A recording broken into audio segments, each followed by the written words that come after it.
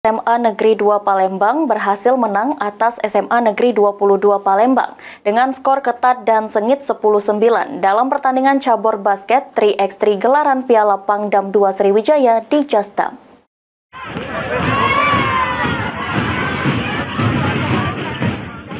Sejak awal pertandingan dimulai, kedua sekolah ingin menang sehingga tampil ngotot dan menciptakan peluang-peluang yang berbahaya. Kejar-mengejar poin terjadi yang membuat pertandingan menjadi seru dan menarik untuk ditonton. Hingga pertandingan selesai, skor 10-9 untuk kemenangan SMA Negeri 2 Palembang dan menghantarkan ke babak semifinal.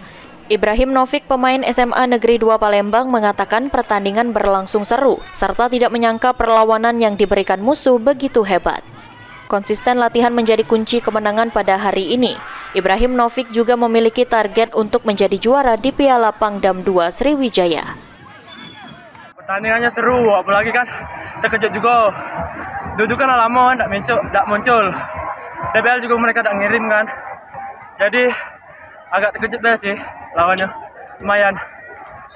Ini kan meraih kemenangan nih Kak. Untuk kunci kemenangan sendiri apa?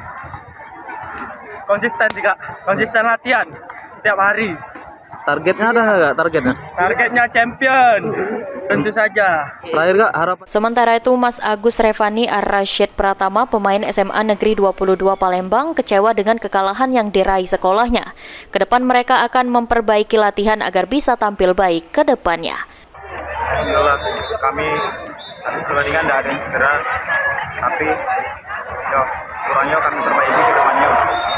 Intinya untuk nama baik SMA 22 kami berikan yang terbaik. Ini kan tadi mengalami kekalahan deh. Untuk kedepannya apa yang harus diperbaiki? Di faktor segalanya sih. Offense-nya kami tadi ngerasa kurang. Jadi kami bakal lebih latihan giat lagi. Ada nggak? Ridho Ilahi, PAL TV.